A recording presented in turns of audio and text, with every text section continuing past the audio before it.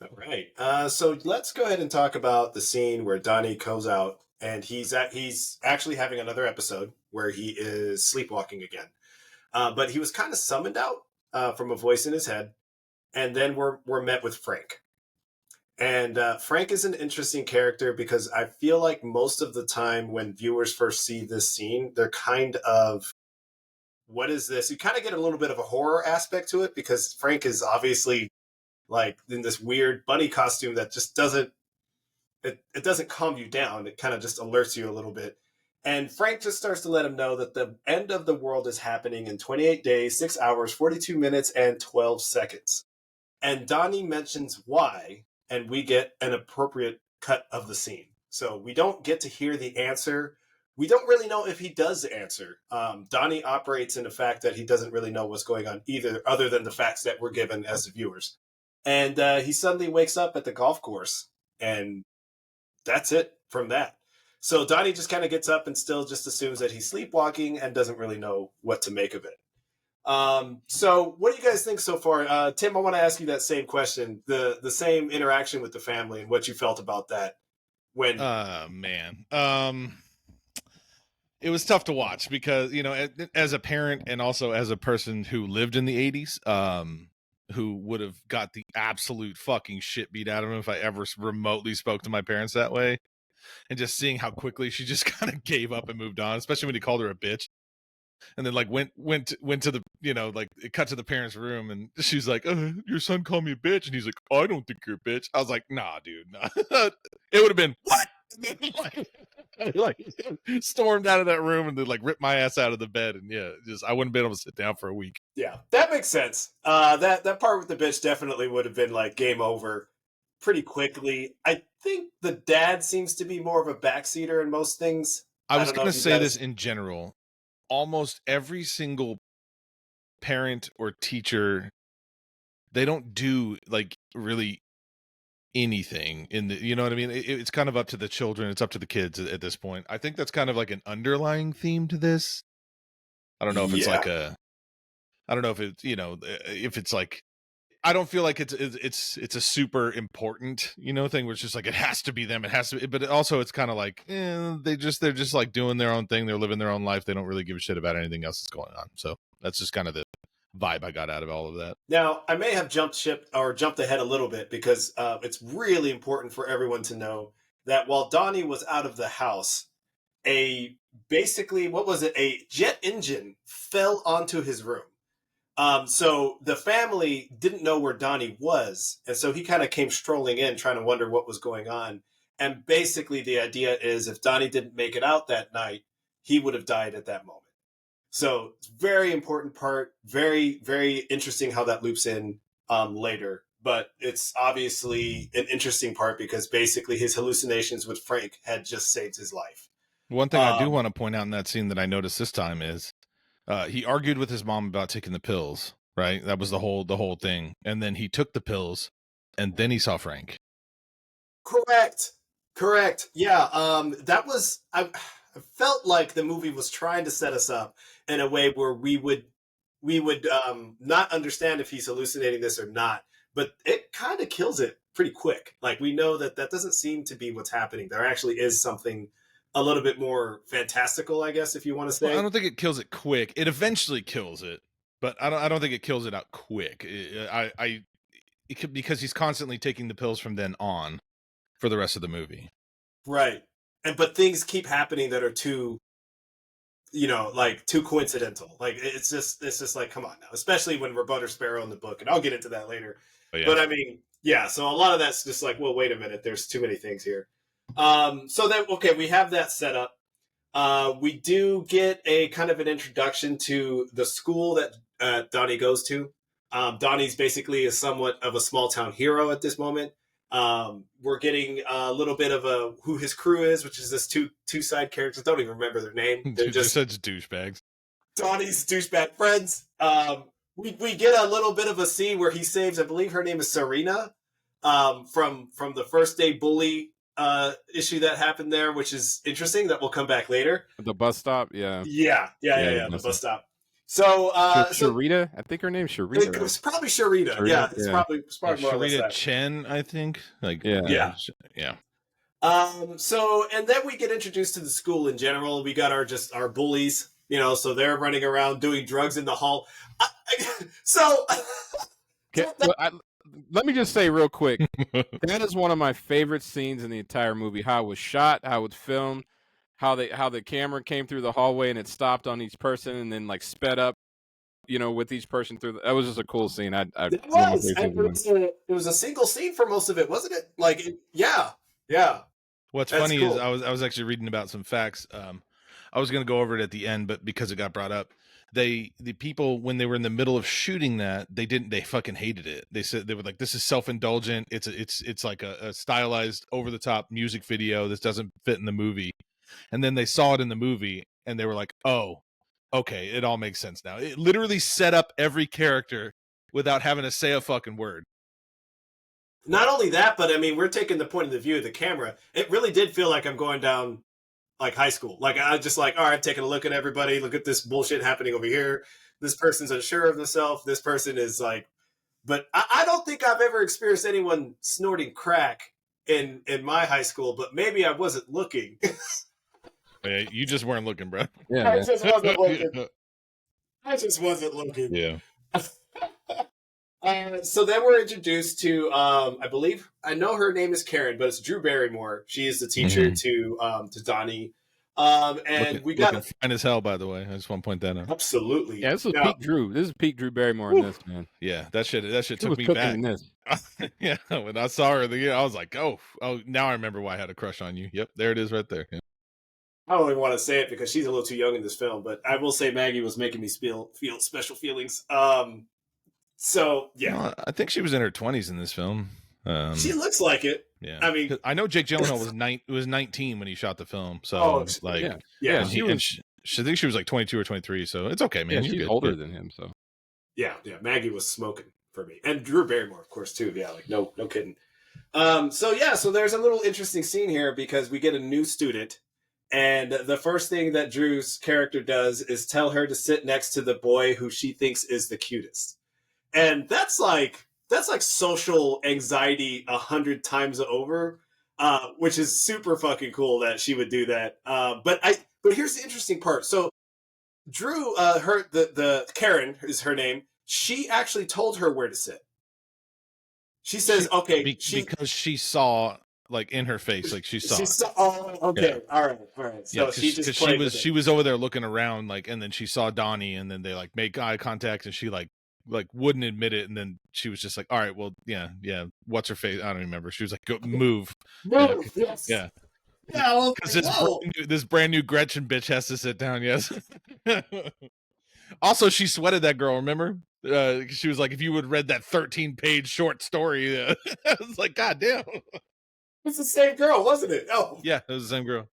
So then we get kind of introduced to all of that. Going from there, we get introduced to Dr. Thurman, which is Donnie's psychotherapist.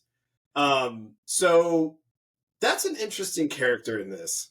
I really like the fact that it almost seemed like there were a few times during their sessions that it seemed like she was kind of buying into some of it. But every so often it would just seem like she still kind of backs in and backs out. So it's very interesting. There's an absolute reason for that, and I'll go into that in a little bit once we get there. But yes, okay. You're right. All right. So anyways, we get this we get some more things here. We get a little bit of introduction into Grandma Death. And she is slowly but surely always checking the mail and never getting it. And of course, she gets made fun of for it. But there is a small moment where she whispers something into Donnie's ear. And we'll get into that later. But that is a really cool and very, like, if you really think deeply about it, it'll make, it can freak you out. And it was really cool that you could see it as far as the acting and the writing there was just perfect. But I mean, it obviously pays back later. We get a little bit more introduction to more characters. So Patrick Swayze's in this, right? So he's Jim Cunningham. The man of fear and love. Good God. So watching these scenes, dude, for me, especially, I feel like going through the school system in just the 80s and 90s, I don't know, like, I feel like it should only be something that for us kids that grew up in that time, but I feel like I've watched 100 of these fucking videos, and it makes me angry. It just makes me want to hurt somebody. And I remember having the same exact look on my face that Donnie had when I was watching those videos. It was just like, why the fuck are we watching this in school? Like, what what is the absolute purpose of this? And it's the terrible acting in the videos, like when they would go to the kids and it was all of that. They captured. Fun fact about that too was Patrick Swayze. They shot all those infomercials at his ranch. They just like brought a camera, and all of the clothes that he wears in there are all of like his old school 80s clothes from his closet and shit. And so like he shot all of that, like, and they shot it on location, like all in like one day. And he said like he literally was just like, I like just fuck my reputation, I want to burn it down, like burn it down with this fucking character. He's like, I don't care, like let's do this. That takes fucking balls, man. And like especially like, for someone like him who had such a commanding fucking reputation as he did for so long, dude, as that, like, that the good guy, even in Point Break, he was just like, you couldn't help but root for him, right? Like he's just that good fucking person. He is not a good person in this movie at all. No, absolutely not. And I'm so glad that he made that, like, he was so determined to make sure that this shit would happen this way, because I don't think he's ever acted like somebody like Jim Cunningham in anything else. No. Like, this was specific to Donnie Darko, and he was all about it. I could tell. So it was fantastic. So what we get is we get some introductions about fear and love and how every decision is made by that, and it sounds like a bunch of bullshit. Now, I want to talk about this because I feel like that actually made me love this movie more, right? So there was a few reasons of me kind of backing off from this movie of just a lot of scenes and a lot of cuts in. So that's kind of a negative for me. But my favorite parts are the parts, especially concerning Donnie and how he reacts to the environment around him. He's just super fucking authentic and just gets down to the fucking point very quickly. And just doesn't waste any time. And I think that also has to do with the fact that he's kind of got a timer in his head already. So he just doesn't fool around a lot. He just kind of just goes for it.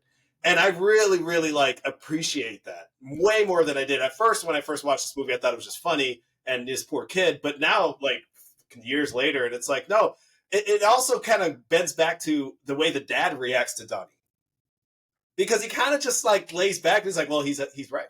Like, there's a lot of things that Donnie's saying where it's like, yeah, that makes sense. Well, there's even a point later in the movie where he's just like, I forget the exact phrasing that he put, but basically he was just like, most of what these people are saying is fucking bullshit, and you're way smarter than all of them anyway. So, you say to those people, fuck you, and like, so the dad gets it, but also, Donnie is a paranoid fucking schizophrenic. So whatever I fucking say about that, like, I don't know, JJ. Like there's something broken inside of that dude, like legit. No, don't get me wrong, absolutely. But there is a draw as far as, like, you can even tell. I mean, I'll get into that in later scenes, but there's an absolute, like, magnetism about him that absolutely happens with all the characters. But I think that actually happens in life too.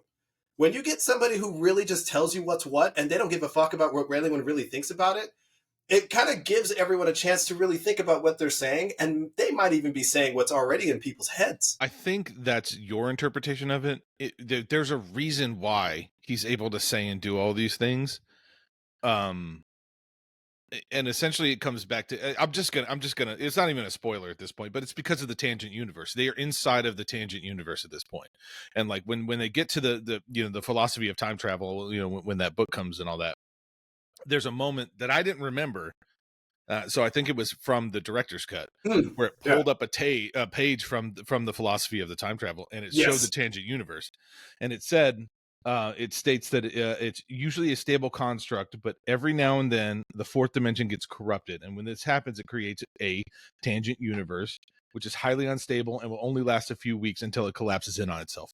That blew the fucking movie wide open. As soon as I saw it, I was like, oh my God. I was like, so all of this is happening right now inside of the tangent universe. We don't know what the normal universe is. We don't know how they would react to him. We don't know anything. All of this stuff is happening inside of a tangent universe. So the world is going to come to an end if he can't figure out a way to close this wormhole in the tangent universe, essentially, is what's happening at this point. But like, we don't learn about that until that philosophy of time travel book comes up and all that. But however, that was my idea of how he was reacting. My idea was how he was reacting in a way where he knew that this isn't going to matter. No, well, yes, but even if he reacted that way in the 80s, normal people would not have accepted him that way. The fact that he is, according to the philosophy of time travel, he is the living receiver. So inside of all of that, like, these people are technically guiding him to try and get him to a point where it's just like, you need to be able to fix all of this. And so, you know, whether it's accepting of all of this or accepting, you know, that he's a kind of a dick, but like, you know, like, they have to buy into all of that. I think that's true for especially Frank and especially Roberta Sparrow.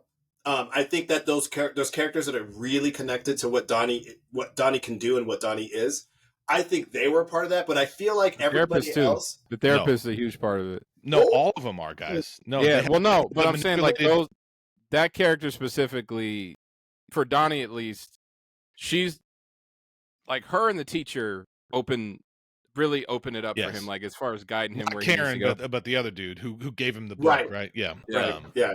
But they have the manipulated dead, which is Frank, right? Because that dude's dead, but he technically came back.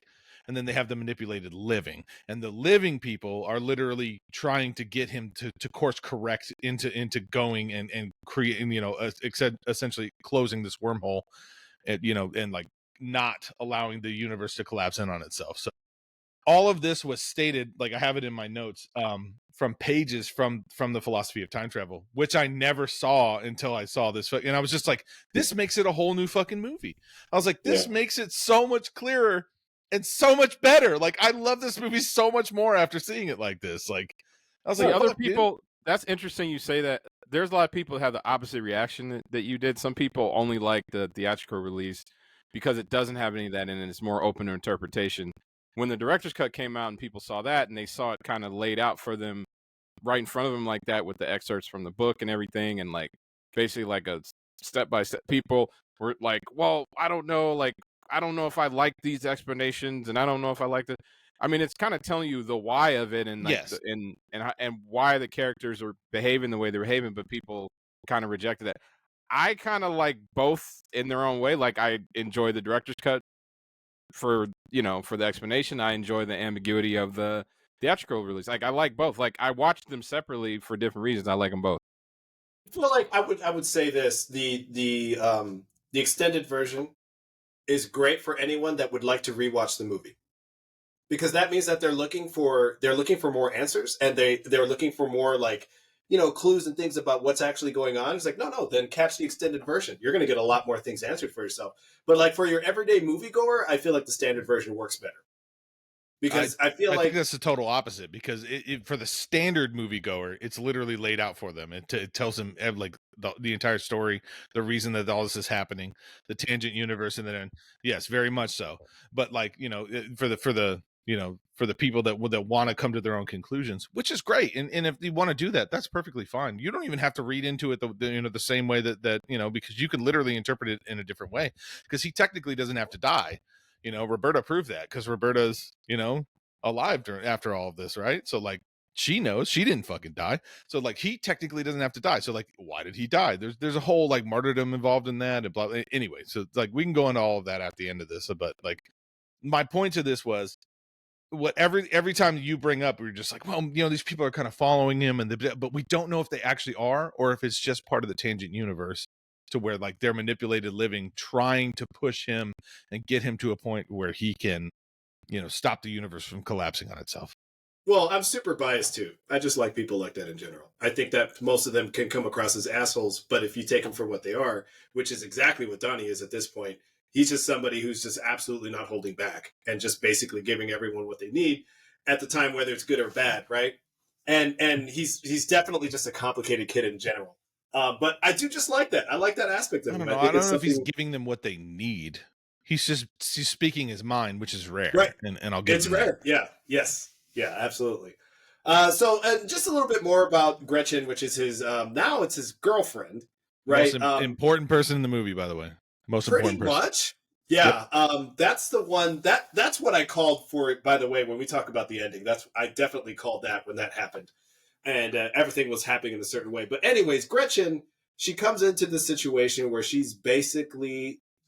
has come from a broken home. And this poor girl is basically at a moment where she needs somebody to be able to tell her everything's going to be okay, right? So she's a very vulnerable girl, and she's put in a position, and Donnie was just right there. Now, Donnie kind of comes in where he basically saves her from bullies, which is Seth and Ricky. But that Seth Rogen is one.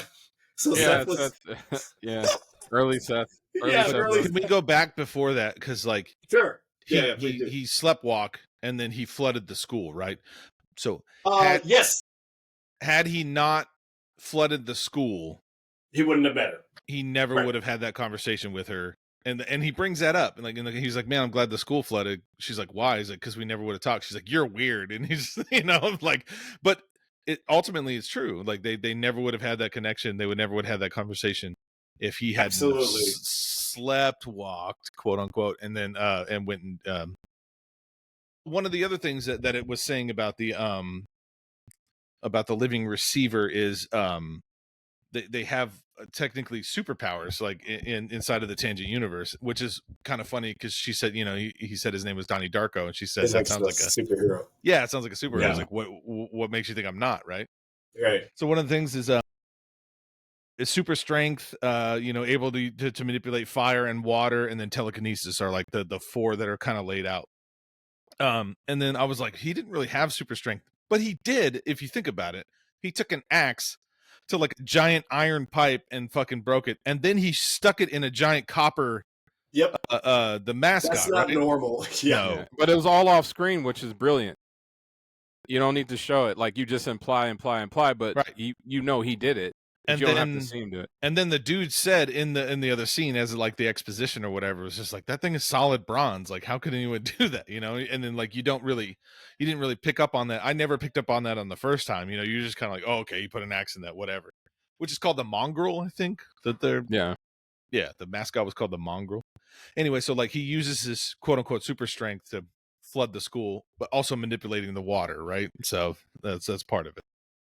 We get this little small side story about basically Kitty Farmer blames the flooding on the influence of the short story The Destructors that was done by our favorite teacher Drew Barrymore, excuse me. And so we get this weird thing happening where basically we're getting the intentions that the school is trying to get rid of a lot of these questionable things that are actually there to help the students think. Right, so Drew Barrymore has to try to defend herself, and she's in a losing battle because of this Kitty Farmer chick. So that will come back to a little bit later, but that does set up a few things about what's going on with this whole. I guess if I want to say it in the best way possible, it's a very flaky, like top layer, very not great side of how society is moving, which is like it's all about the look. It's all about just a top layer of thinking, not going deep, right? So love and fear is the same thing. It's all always hitting. You're not really thinking about these issues. You're not going deep. You're just seeing this is a problem. Let's get rid of it. And it's like, it's not that simple. Wait a minute, right? So this movie keeps going back to those things. But also, it's not a problem because she's forcing the children to think differently, instead of conform, right? Right. We do have a fun little clip too, and it's like I said, this jumps around a lot, so I'm trying to control where all these scenes are happening. Apparently, Smurfette. There is some talk about Smurfette in this movie, and Donnie just breaks it down. He gets real about it, and it actually leads up to a really good quote, which is, "What's the point of living if you don't have a dick?" So, I mean, Dennis, you owe me $20 because I told you JJ was going to say that shit. I knew JJ was going to have that fucking quote. You owe me $20 fucking dollars. I'll take a Venmo, Cash App, whatever you want. Do you just send that shit to me? Because I knew that motherfucker was going to write that quote down as soon as I heard it. Yeah. Oh yeah. Oh yes, sir. Yeah. every kid that age or any like just man in general absolutely will die on that quote. That is I legit. do love how he did break it down though. Like she wasn't created, you know, Smurfette was not created by Papa Smurf like for the sexual pleasure of the Smurfs. Like No, Gargamel created and infiltrate the Smurfs, and Yes. then their goodness freed her from that. just stuck around after that. Yeah. She was completely sexualized by his friends. I guess they were. No. By every teenage boy from the 80s, get fucked. No, there's no way it was just his friends, dog. It was pretty interesting. She was the only girl. Anyways, we're gonna move on. So Donnie had some interesting interactions too. One of them was when he was talking to his girlfriend, and she was talking. This fun quote where she was like, "Oh, he got super excited when he found out that her dad has as many emotional problems as him." Yes. Which is like, oh, that's actually kind of sad. And it was like, well, what did your dad do? Like, it can't be that bad. He was like, oh, he beat up my mom and blah, blah, blah. And it's like, oh, that's okay. That's quite as bad as me. Yeah, he was all like, I'm emotionally damaged too. He's like, yeah. Just like, wait, no. My stepdad stabbed my mom 4 times in the chest. He was like, oh, wait, no, I don't do that. So, yeah, he quickly backstepped. And Yeah, I'm like, wait oh, a that's great. So there's also a really cool scene, and it's with the therapist, and she puts him under. And this I feel like this is a great this is a teenager movie. So this is a teenager going through this. So this is like it's always good to keep that in mind. She hypnotizes this kid, and the first thing he talks about is how he would fuck Christina Applegate, and basically just tries to pull it out and jack off in the middle of session. And she had to quickly stop him. And so that's some of the things that I actually like about this movie, because it's like I think most teenagers would do that. Like, you know what I'm saying? Like it's just like it's a very real like what do all boys think in high school when they're that age? What are we consistently thinking of? And Donnie Darko literally just like, yeah, we're gonna talk about this real quick. Like everything's sexualized. Like, no, there's a point to all that too. That there's an intentional hypocrisy of that too with Kitty's character and the video and and all that. So essentially her being okay with with what he's trying to indoctrinate the kids with, or she's trying to help him indoctrinate the kids with. Yes. Versus like what she's doing with the Sparkle Motion girls, and they're all sexualized in their performance and stuff. But she doesn't see anything wrong with that, but she wants to ban books. And she calls the books pornography. She basically says, "Oh, there's pornography in these books," which is hilarious coming from Jen Cunningham, right? Like that's right. Right. It all comes full circle later on. So yeah, there's a lot of hypocrisy floating around in this, which is also a reflection of what is happening right now in society. I just want to point that out. Just want to throw that out there. It's real sad and dark. Cheers to the yeah. Cheers. Like I'm just saying, we were inspired to do this podcast. I'll just put it that way. By everyday life. Yes. Oh man. So let's just jump around here. We do have a moment. Let's see. Let me try and jump in. I have so many notes of how much I hated Jim Cunningham. Okay, so we do have a moment where Donnie basically kind of speaks out of context. Not context. He actually speaks within context, but there's a moment where Jim is actually at the school, and Donnie just kind of tells him that this is basically dumb and you shouldn't be doing this. And he goes on and on and on, and basically Donnie gets like kind of expelled, I think, or he actually just has a teacher conference.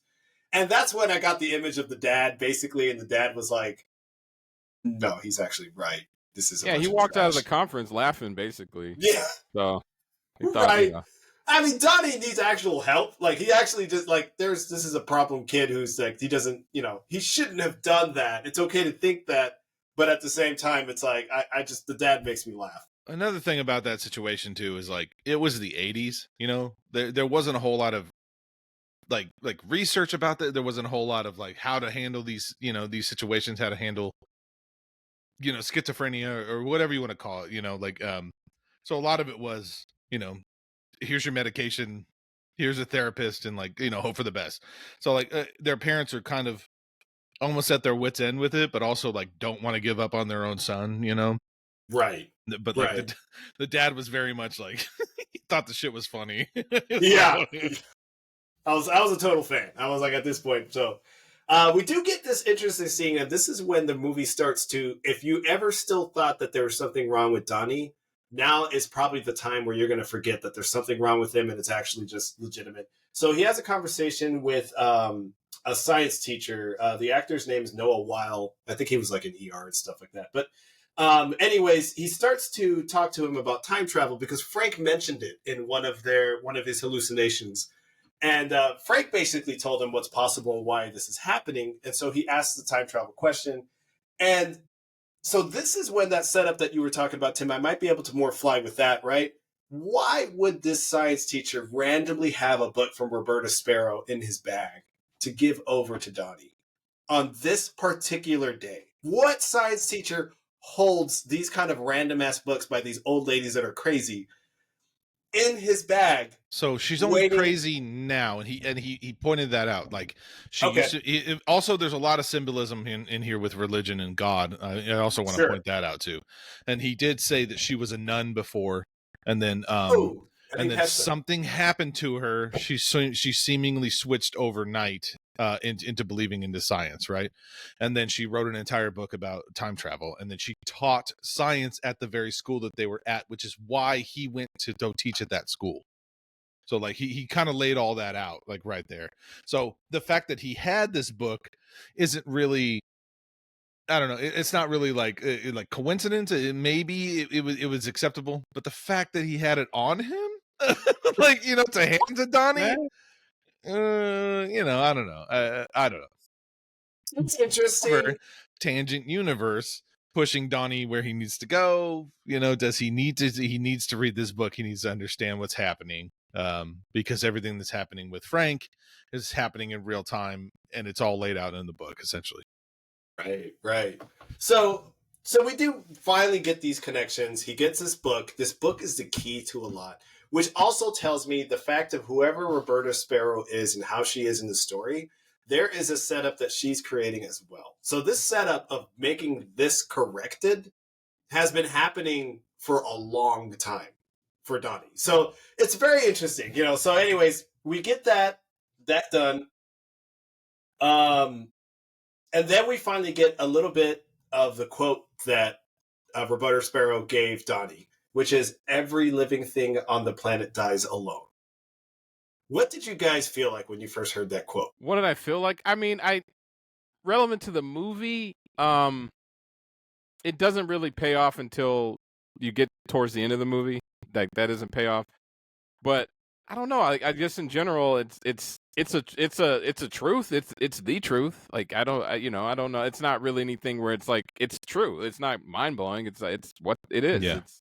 It's about how is it relevant to him in the movie, I guess, is more, you know, and we don't really find that out until later on, like why she probably told him that. So I'd say 18, 19-year-old me was like, damn, that's really sad. 41-year-old me is saying, yeah, that's fucking true. Like everybody is, you know, like the dying part, you know, you can have help with, but everybody technically dies alone. Like, you know, you got to go down that road. You have to go through that journey by yourself, right? No matter what. Yeah. No matter who's in the room, once you close your eyes, that's it, man. And then like whatever's after that, if there is anything after that, you know, that's you got to take that step by yourself. So in context of the movie, and then he says it, you know, like with the therapist, like he doesn't want to die alone. He doesn't, you know, he doesn't want to be alone. He doesn't want to be a fucking weirdo, and he doesn't want to be, you know, like, and he's finding that out with Gretchen, you know, they're going steady, or, you know, whatever the fuck he said. He doesn't want to be alone. He doesn't want to die alone. But I think ultimately, what it comes down to is everybody dies alone. Like no matter what, no matter who you are, no matter how liked you are, no matter how important you are or unimportant, like it's just a part of the journey. You know, and for me, the same thing, Tim. I was the same way. When I first heard that quote, it made me react in the same way Donnie does, which is like, that's very scary. Who wants this? Nobody wants this, you know, so on and so forth. Older, right? I feel like the message changes, because that's more of like, since there's a truth to that quote, right? Everyone dies alone. Don't hold your punches. Don't hold back. You only got one shot. Just make it count. Well, you're reading into it in a different way. You're asking how I felt, right. like, and what you're saying is like what you're getting from it is to be like Donnie and just say whatever the fuck's on your mind, and no matter what, right? Like, right. Yeah. And Dennis, you owe me another $20. Okay, so yeah, we can just go ahead and get a nice fat "I told you so" on that one, and then we could just go ahead and move on. Yeah, that's fantastic. Well, what was that one? I got the other one. So what's this one? This one is you would 100% take this personally and get symbolism out of every single fucking scene. Absolutely. Yeah, 100%. Yeah. So $40 is coming my way, folks. I can't wait for it. So one of the best quotes too. There's so many good quotes in this, but he takes that to his therapist because who wouldn't? This is kind of a bother.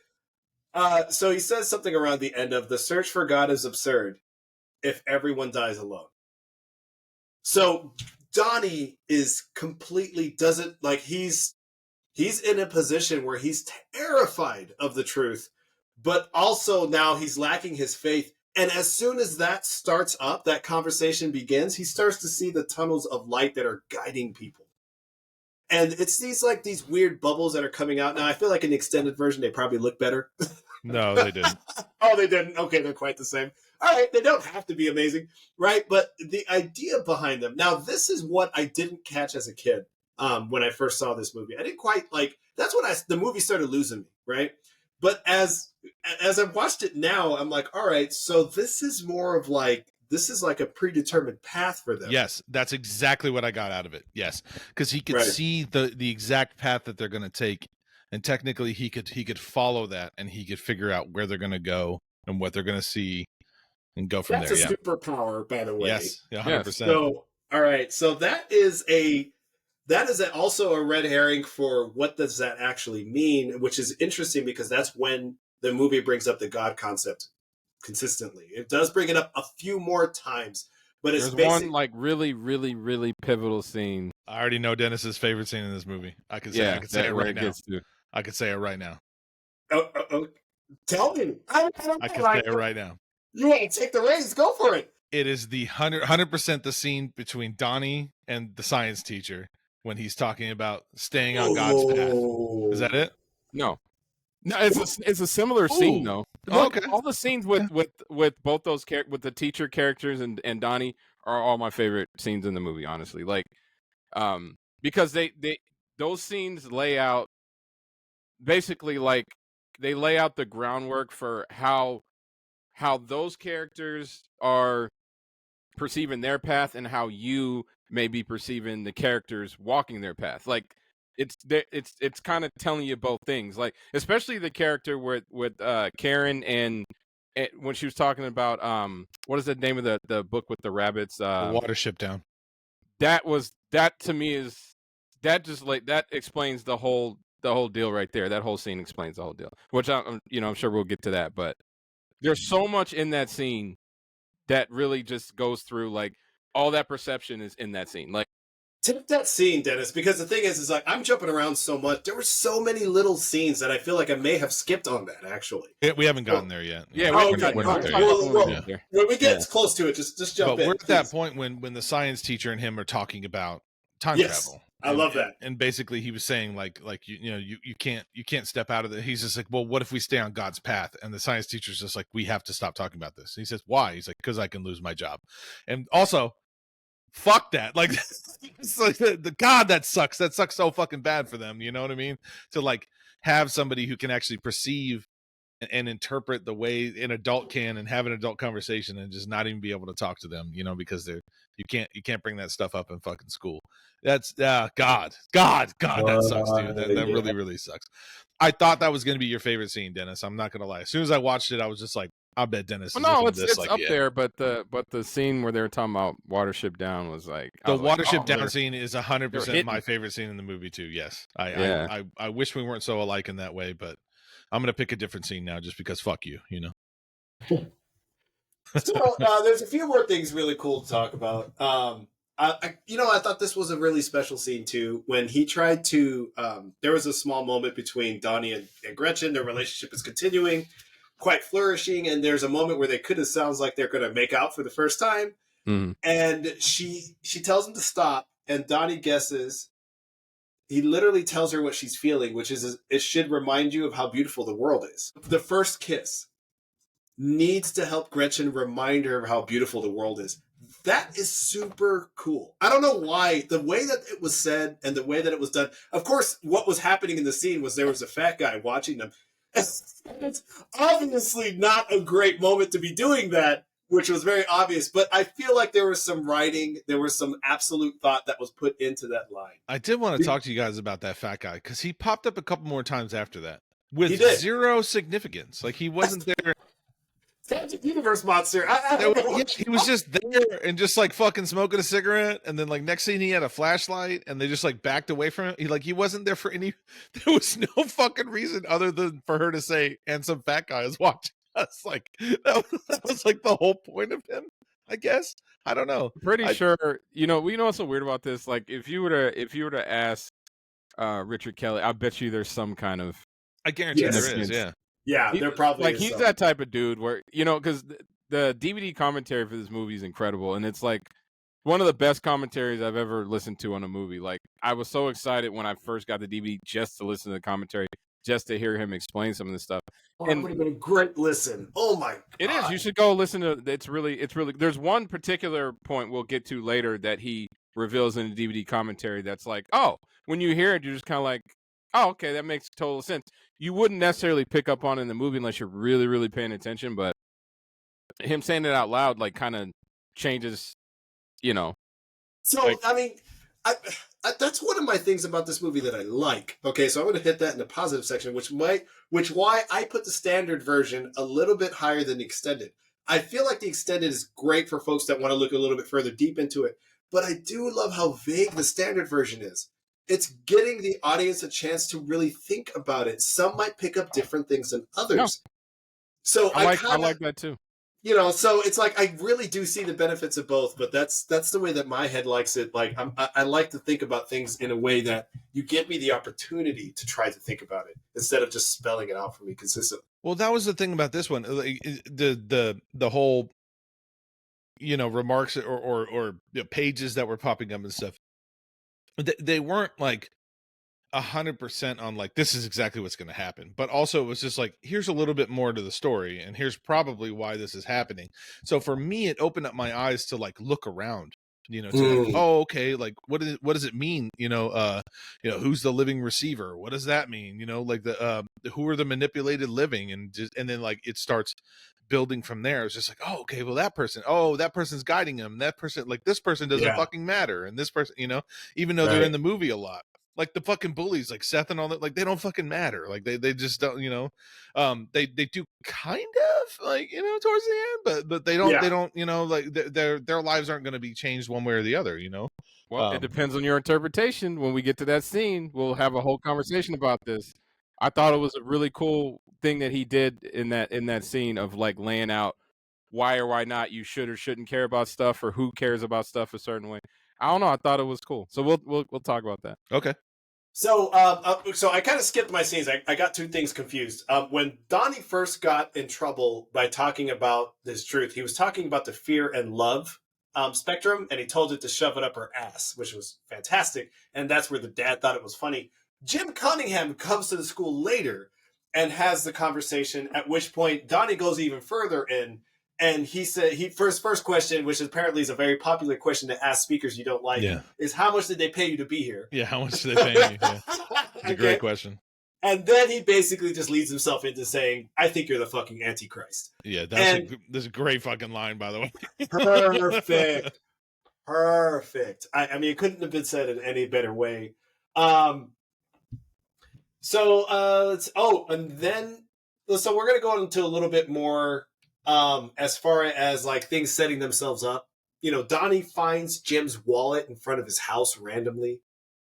So he'll get like all of his address, his information. He has everything he needs. You're getting more scenes where he's speaking to the therapist about the book. and we're linking things together. So I don't know if you guys have more to say about the therapist than even I did, but it's from the looks of what she's giving us and from the questions that she's sending him, I feel like she's buying into some of this. It's starting to make a little bit of like, I don't know, but if she's a manipulated living, right? That means that she's guiding him. Yes. She guided him Okay. probably more than anybody else in the movie did. Yeah.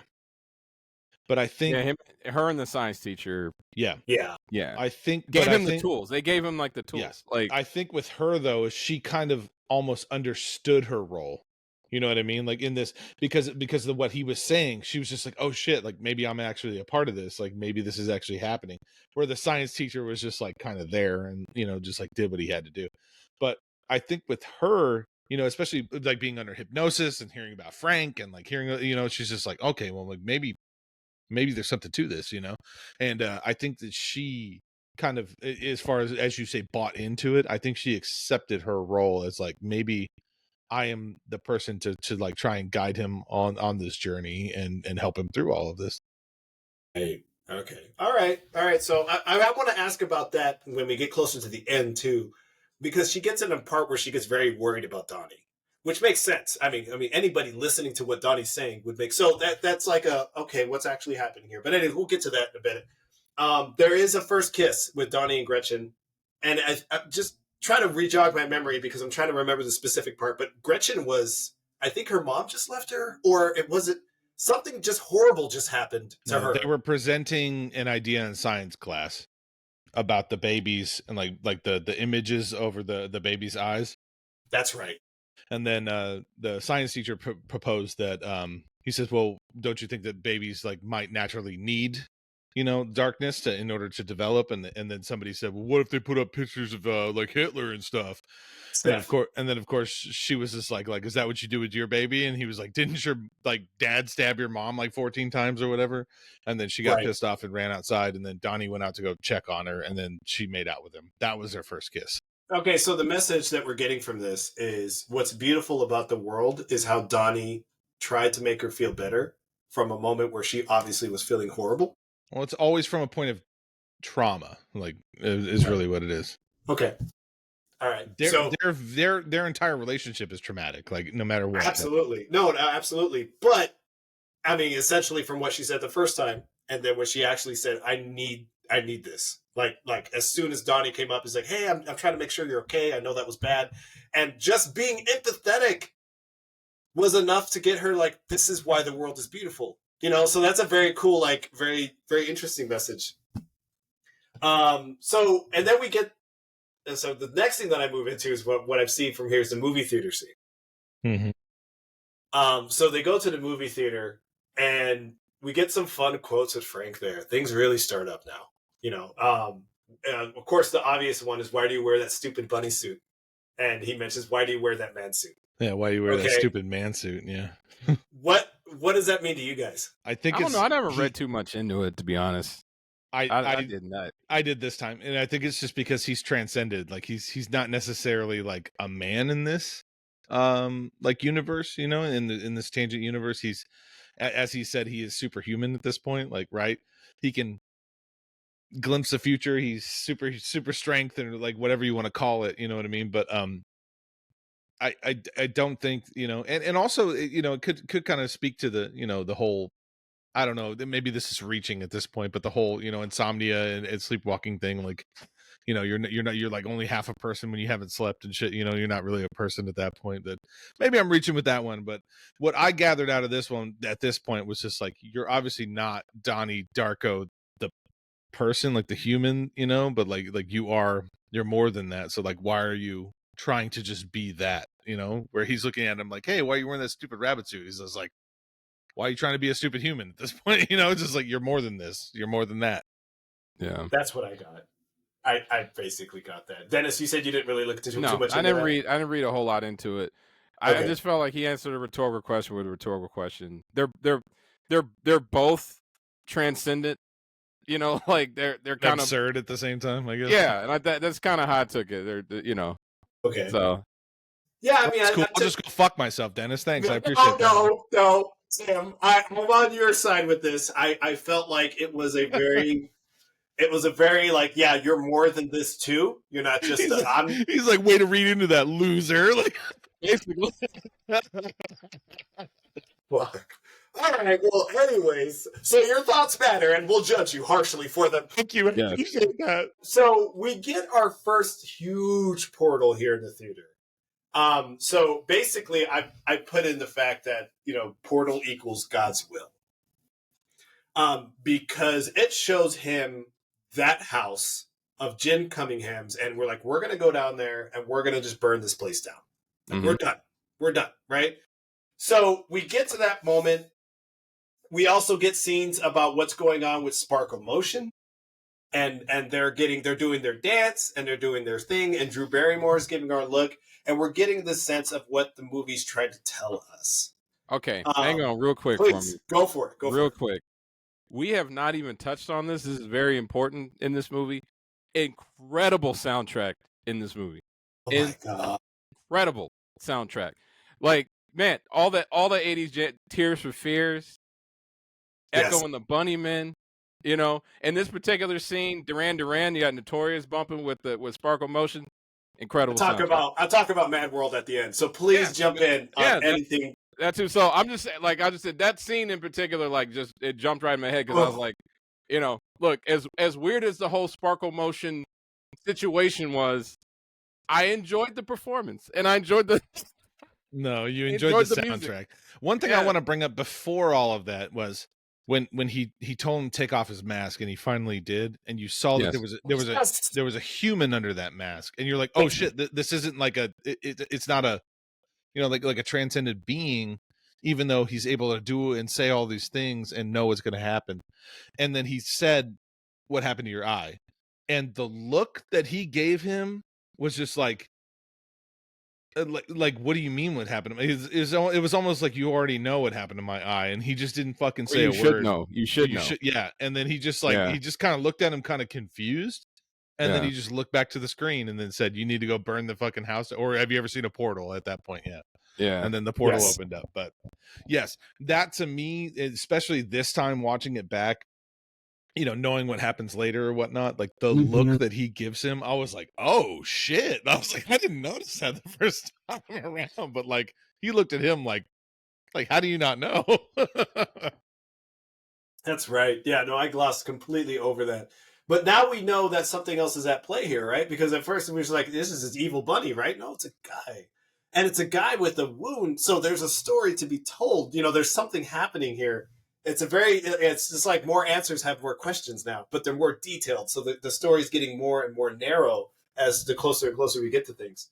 Donnie succeeds in burning down Jim's house, and he gets right back in time in the theater with Gretchen to wake up. His alibi is there. Everything is good. So he seems like he's going to get away with this. We find out the truth about Jim. They were watching Evil Dead, by the way. I just want to point that out. Yeah, in the theater. Yeah. Awesome. No, that's a good pickup. Yeah. So Karen gets fired. Well, what was Jim? Hold there's on. So much. Go back. Yeah. No. I wanted to get back. The truth about Jim. Don't you dare. The truth about Jim. He's got kitty porn in his basement, and the fire revealed what he had. They said a dungeon. A kitty porn dungeon were the words that they used. All right, so this man obviously has issues, and his whole fear and love idea and things that he was trying to push on these kids was him trying to get over what he was doing. Mm-hmm. And he was pushing it onto the kids, which has more significance in the fact that what he was doing was wrong to kids in general. So it's like, this man is the absolute antichrist when you put it all together for this guy. It's almost like a narcissist would just project what he's feeling on the inside to the outside. It's almost like this happening right now in real time. Anyway, go ahead. Well, good. I think it's more obvious later. So, which made me like, holy shit, are you serious? So Karen gets fired, right? So that's our favorite Drew Barrymore teacher. She gets fired in the middle of Sparkle Motion getting excited that they're having this statewide tournament or whatever they have for these pageants. And it's such, dude, it's like, I don't feel like anything's changed. I feel like it's actually gotten worse when this movie was made. It makes sense. It's like the actual true idea of thinking is getting pushed aside for in today's time for likes, for your Twitter, for your Twitch page, for all this like very menial bullshit, and no one's truly deep thinking anymore. Like that's just it's just not even done. And in 2001, this was being said this way. And that just makes me like kind of upset in a way because it's like, yeah, this was shit that was already happening in our time. We were graduating from high school, and this shit was already going down this way. And it's not better; it's actually worse. It's getting worse. It will be worse. So we have to talk. We gotta go back a little bit. We gotta talk about that the Watership Down scene. We have to talk about that. Before you get there, I do want to bring up to push the narrative along and to the manipulated living at this point. She was fired, but she was allowed to finish out the week. So she wasn't fired right away. So she still had messages and shit to deliver to Donnie, right? So that's what I got from it. It was just like, who gets fired but says, yeah, you can work an extra 4 or 5 days, but like, I'm sorry you're fired, but also, just go ahead and finish out the week. It's like, what? No, nobody does that. Like nobody actually stuff does and being walked out. Yeah, exactly. Yeah. So it's just like, and then because she was allowed to fill out finish out the week, the Watership Down situation happened after that, which Dennis, you can go ahead and elaborate on. Yeah, go ahead. We got to make sure we get at least to me, like I said, it's probably one of the most important scenes in the movie. So, they're in class. She introduces this book to the class. They're talking about the book. And essentially the theme of the book is in the book, there's a group of rabbits. One of the rabbits essentially recognizes a danger brewing and alerts the other rabbits of danger, and they would not have survived had that rabbit not told the other rabbits, basically we're in danger, we're going to die. Message. Okay. Essentially, right. I mean, it's pretty straightforward. And like, this was one of the parts of the movie that I took a lot of notes from. I took notes kind of here and there about the other ones. Took a lot of notes on this scene because this scene was cooking. Like they were basically like laying out everything in this scene as far as the perception of the characters and the perception of the viewers to the characters, and they basically told you out loud. Like she essentially asked Donnie his opinion of it, and he essentially like, why should we care about these rabbits? Like, why should we care what happens to them at all? And then and Gretchen essentially rebuttals that with like, well, the author's presenting characters that we should care about. We should care about the author's vision. We should care about the characters because the author cares about the characters. That's why we should care about them. So you have these two conflicting views, and then you have the teacher's viewpoint, which she doesn't seem to care about any of that. She cares about how it's being written, and she's talking about the prose. So she's basically like, this is, and that's always her position. If you notice through the whole movie, everything is about, this is a great author, this is beautiful work, this is great storytelling. Like, she's coming from that point of view. So you have these three really distinct. You have the apathy, you have compassion, and then you have her, which is, she's more of like a faith. Like she believes in the structure, she believes in the storytelling, she believes in how things are being told. And she's not necessarily going to go past that. And they're not necessarily going to go past any of their positions. But it's interesting to see the three of them talk about it like back to back to back. And it basically like sets up your outlook on the movie a certain way, like depending on how you tend to look at things. Why should we care about any of these people in this tangent universe? Right? If they're all being manipulated and it doesn't matter. All these things that are happening to these characters, why should we care if they're just being manipulated anyway? Right? But we do care, or we don't. Some people may not care. Some people may be watching that and be like, well, it may get to a point where none of this matters as far as what's happening to them. It's just going to get corrected anyway, so why should we care? So I thought that was a really interesting, and they go into the Deus Ex Machina, like that whole deal. So I was kind of like, oh, they're really cooking now. They're really just laying this out. God's in control. This is the God machine. Like things are being led to essentially a a reawakening, a reimagining, a resurrection, whatever you want to call it. Like things are going to get to a point where things have to be reset or purged, I guess, as they said later in the movie if you watch the director's cut. But they just threw everything in that scene, and they did it in such a really cool way. Like it was very in your face, but not like overbearing. Like you had to read between the lines a little bit. Yeah. But Yeah. I was like, okay, I see what they're doing, and it's interesting if you talk to different people, what their outlook of that would be. Like if as a viewer watching that, how do you interpret that? Do you care about those characters? Do you think it matters as far as where they're at, or do you not? Or are you the type of person? I'm definitely a type of person. I'm more aligned with the teacher. Like that's how I generally look at most things. So I tend to care about the construct of something more than I care about the outcome of it. To me, if the construct is good and protected, then everything else is fine. It'll take care of itself. But the construct has to be there, right? You have to be allowed to write good novels. You have to be allowed to be in places where you could affect people. You have to be allowed to do that. Like those things you have to be able to do, right? The rest of it is kind of up for interpretation. I don't really have a lot to say about that. I just want to be able to be there to do it. And that's most teachers will have that outlook, you know? And then how people interpret it is how they I just thought it was really cool. Like that whole scene was just like, oh, this is dope. So That's awesome. yeah. We get some some fucking satire at this point. That's what it sounds like. So I forget the name of the mother that is the leader of Sparkle Motion. But she is a huge pusher for Jim Cunningham, and she mentions it's obvious it's some conspiracy. Miss Farmer, still Miss Farmer. Yeah. Miss Farmer, that's right. So she mentions it's obviously some conspiracy, and she's trying to defend this guy, and that makes me vomit, and also makes me laugh because I see that shit today, and it's just rotten. It's just rotten. So, anyways, we're gonna keep going from there. And she says a line which is like, "I doubt your commitment to Sparkle Motion." It's just, I can't, man. It's rough. The whole thing is rough.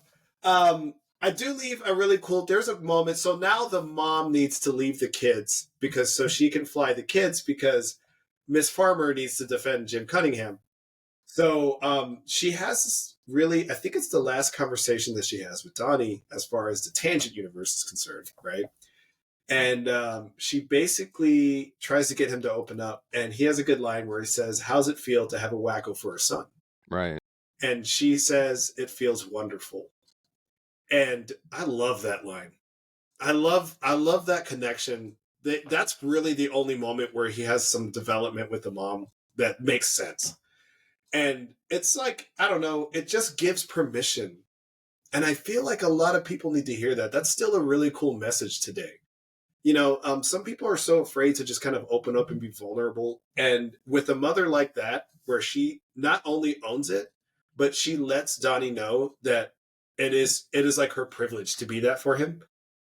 That is like, there's something cool, something really genuine about that I really, really like. We get this moment where Donnie's starting to feel like he's writing a letter to Grandma Death. What got him to that point? Frank did. Remember? That's Frank, right. Okay, thank you for Frank said write a letter to her. Like you heard Frank say write a letter to her. Okay, thank you. There's so much in this movie. That's why I was like barely able to catch it all when it was happening. But Donnie writes her that letter, and it's like, all right, we know what's starting to happen here because she kept waiting for that letter. She checked that mailbox over and over. The senile girl didn't know when her action was supposed to start until she gets that letter. So we for sure know that Frank, Roberta Sparrow, and Donnie are just linked. They're just in this weird circle, and they're making these things happen. So this is what I actually skipped a few bits because I actually went into what I call Act 2, and this is what I call Act 3, which is the mentioning of the Halloween party. Okay? Yeah. So that's what I feel like is the beginning of the end of the movie. I guess, what is it? Donnie's sister is Elizabeth. She is going to go to Harvard. Yeah, she got into Harvard. Yeah. She got into Harvard. And she's going to go ahead and just throw a party because your parents are gone, and that's what you're supposed to do as kids. Especially in the 80s. Yeah. So we have a moment where everyone's coming over to the house, and we were getting some mentionings of Frank. which is should, as viewers, freak us out a little bit. Frank Right. went to get beer. Frank, and I believe that his sister mentions Frank is coming over. Just on the sly, just like on the weird, like, whatever. No, So that I think she said, "Where's Frank?" And somebody said he went to go get beer, and then you saw it on the fridge. That's right. Okay, so we're starting to get that link up. We get a big moment where Gretchen, was she invited? Was Gretchen invited? No, or she just showed came up, over? and She just showed her up. mom. She said her mom started crying, That's right. and so she had to get out of there. So basically Gretchen and Donnie have a link up moment where they basically, he gets laid, which is great for him because if this is a tangent universe, there's no better way than to lose her V card, I guess. So the setup is there, but actually there's a thing happening in behind, which is Donnie's connection to Gretchen is pretty much cemented at this point. Like it's done. He's there to take care of her. He's there to make sure she's okay. She always goes to Donnie for help, and that's it. Like that is cemented. So it's not just a Donnie got laid, right? It's more like Donnie's purely and 100% behind Gretchen at this point. Now this is, I wanted to ask you guys about this because for me, this is when I feel like there's such an abrupt cut, and I cannot tell if it's actually meant to happen this way and there's something else that happened, because Donnie has a moment where Gretchen leaves for a second and the tunnels are coming, right? The tunnels from the people, right? God's destiny. And then he finds himself in a tunnel, okay? And he's going through this wormhole, and then suddenly a cut happens where he is kneeling down to Gretchen. And then he gets up and realizes he needs to be somewhere else. It makes more sense in the director's cut. What he sees when he looks in there. What happened? Like there was something like he just has a vision. He just essentially looks in there and essentially sees where it's gonna go. He just looks through and sees it. That's it. And then he kind of knows. And Gretchen suddenly shows up and everything's good to go from there. Like her cut back into the scene was abrupt. It still did it that way in the director's cut too. It did, but you could tell they did it a little more in the director's cut where you could tell he saw what he needed to see in there. Like, and what was that? Well, they don't. It's not like it's not implied, or it's implied, it's or implied, like, but it's like it's not as weird as the theatrical version where they don't stay long enough where you could tell he's like looking for something. Yeah. Okay. Because that's why he just grabs her and he's like, "We have to go." Like he saw what he needed to see, and Yeah, it kind of demonstrates that he's looking inside of one of the beams that are coming out of their chest, and he looks through that and almost sees into like Gretchen's future, maybe because Gretchen was the one that was coming towards him. Because those things kind of guide you on where you're supposed to go, right? Or he can kind of see, the direction of where they're supposed to go at that point, even if it's only a couple of seconds ahead or whatever. But that's why he was kneeling down, because he was in that tunnel. Yes, that had to do with her. Oh, 100%. That makes a lot more sense. Okay, great. Okay, so they got to go. He's suddenly right back on track with everything that should happen, basically from that point. And they go to Roberta Sparrow's house. I do want to point out, when they hopped on their bikes and left, mad Steven Spielberg vibes in that, right? Like mad, like old school, E.T. doing Stranger Things before. Yeah, E.T. Yeah, Stranger Things before Stranger Things, like E.T. for sure. Yes, it was very, very 80s to hop on your bikes and just fucking go. Well, this whole movie obviously was just 80s all over the place, which was awesome. The soundtrack, the imagery, absolutely, the town. Yep. Look what the whole election. It was in '88, so all the election stuff on TV. Yeah, and the fact that Donnie was able to just like leave the fucking house at nighttime, and his parents just be like, "Whoa, look what the cat dragged in" when he came back from like asleep on the fucking road. Like, not like we need to GPS you, and why don't you have your phone? Yeah. Oh, here we go. Dennis is on his old man shit. Yep. Yeah, pre-GPS phone days where kids could just be kids and wander the streets alone. The good old days. So much better. It was so much better. Yeah. So do we have any explanation as to why when he went to that house and he started looking around that there were random bullies there? Is Yeah, there any? I don't. I think at this point the convergence of this doesn't have to make any sense, man. Like Okay, all they right, were where they needed to be all right. for him to get where he needed to go. I think that was, and that's Yes, and same thing with where this is going with Frank and everything. Like everybody kind of converges that needs to at that point. So right, because it doesn't make any more sense why Frank would suddenly drive out there when he was just supposed to get beer, right? Like, unless that was like on the way to the well, house, like and then Roberta Sparrow's reading his letter in the middle of in the the road. middle of this road. Yes, And they as throw soon as Gretchen out there too, and Yeah, then plus Yeah. the cellar door implication, right? Because remember, Karen wrote cellar door on the chalkboard. That's like the most quote unquote beautiful phrase in the English language or whatever. And then it led them down into the cellar where those dudes were randomly robbing Roberta Sparrow for some reason. Yeah, yeah. Yeah. yeah, it didn't make any sense. So They had to be there in order for Right. all of this shit to go down. Yeah. right, so Roberta Sparrow is the biggest. Like something's actually being set up. The other guys, yeah, it's rough. It's like, oh no, it's a bad situation. But her ass was right there, and the car swerved right in front of her. I'm like, oh, this is quite the setup. And as soon as that happens, and Gretchen dies, she's hit by the car because she was pushed down by the bullies.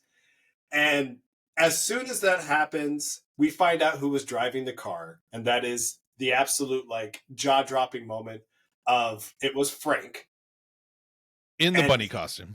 in the bunny costume, and Frank is just instantly shot by Donnie.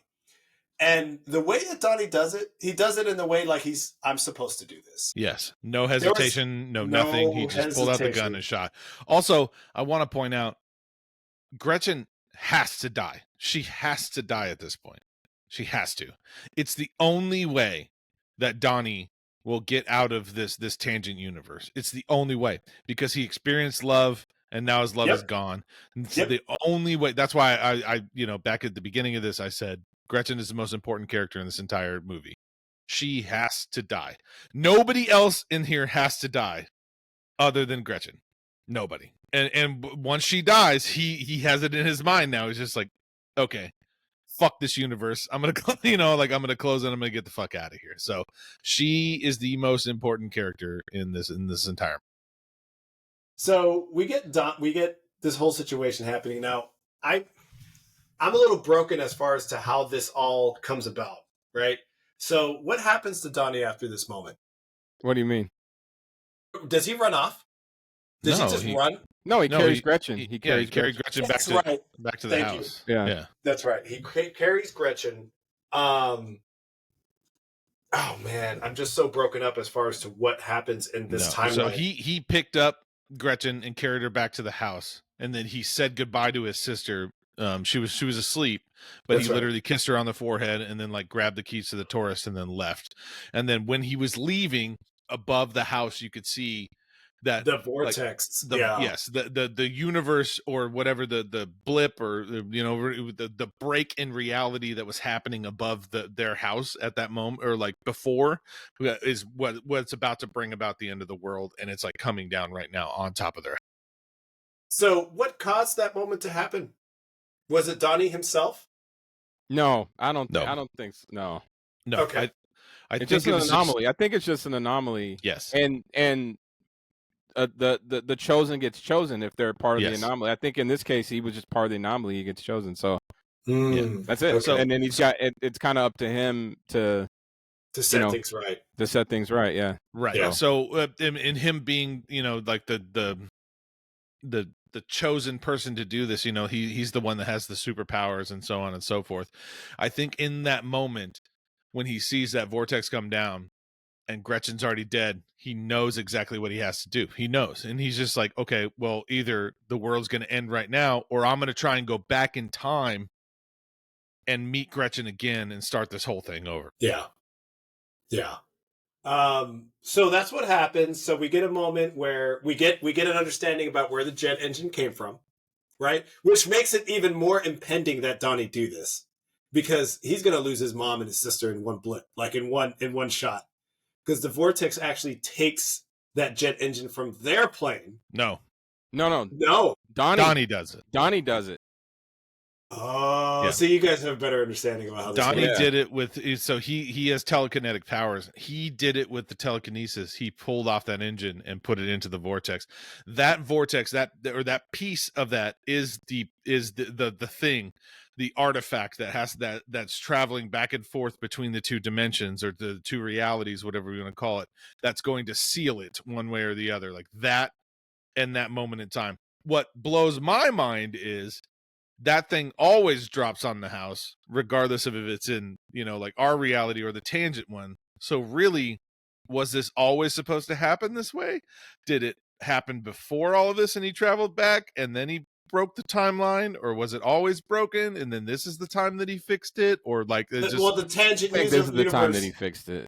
Yeah, that's how I interpret it. Yeah, I think he might have went in like endless loops of this shit until he just fixed that's it. kind of what I got out of it too. Was just like, this is not the first time that he's done this. That's why the sleepwalking never stopped. That's why he was waking up in different spots. That's why he, you know what I mean? Yeah. One of the things we kind of glossed over, I wanted to point out, was randomly, for no reason whatsoever, the when he was in the therapy session, the last therapy session, he brought up that he so super important scene. I know where you're going with this. He burned down. He brought up that he burned down the house and all this stuff.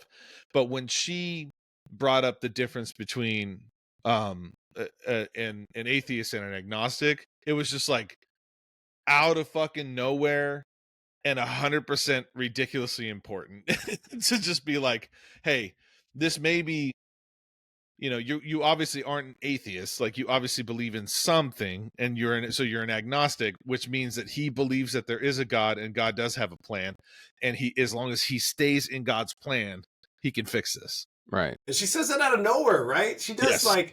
Yeah. Oh, so what? She also told him that the pills she was giving them were placebo. Yep, that too. And that that essentially they were water based. That answers a ton of questions too. It goes all the way back to the beginning of the movie when he took the pill and he saw Frank for the first time. So then you start to understand when the wormholes that you see coming out of people are water based, and there's a connection between water and him having the visions and everything. So that it kind of all ties together too. So we get to the ending, right? So the Donnie is back in his bed. He did not get up. Okay. Now the extended version, I feel like, has an extra scene. We actually see him dead in the extended version, correct? In the deleted scene, they don't put it in them. Yeah. It's a deleted scene. Oh, it's a deleted which I'm glad scene. they took it out because you don't need to see. He's all impaled and shit. Now you don't need to see. Right. Oh my God, it's dark. Yeah. All right, I thought that was the extended version, but no, that's not it. So, you get this interesting, so for me, so we're talking about music. Mad World, okay, is playing, and you get the sense that this tangent universe has happened, but has left its mark on the people that were a part of the role that it took for Donnie to get to what he needed to do. That part, yes. In their dreams. So they all woke up on the same day, at the same time, after the tangent universe was gone.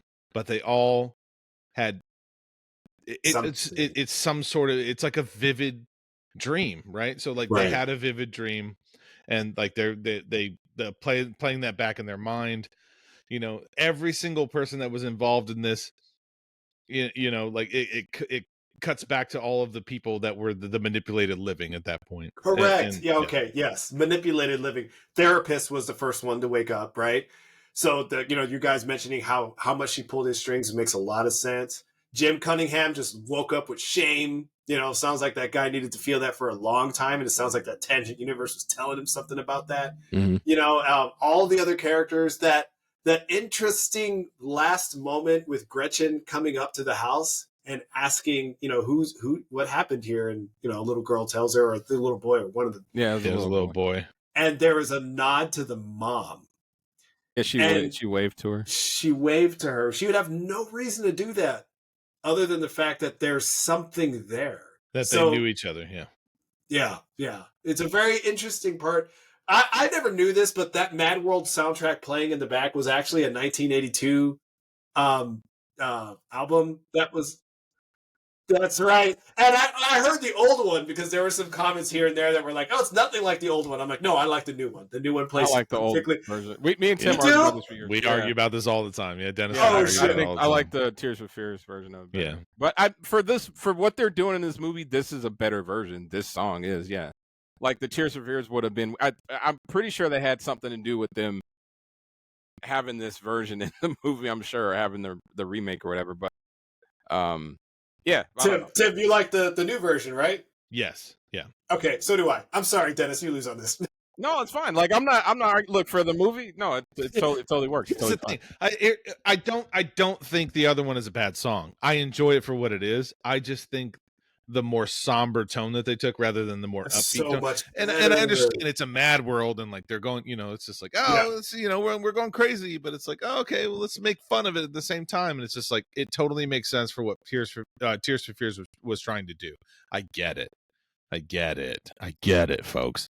However, the new song and the somber tone that it took, it's just like that shit is magical and it gives me fucking goosebumps. God, it's good. It just works. And it describes the movie completely. Like 100%. it totally, the whole movie falls in line with that.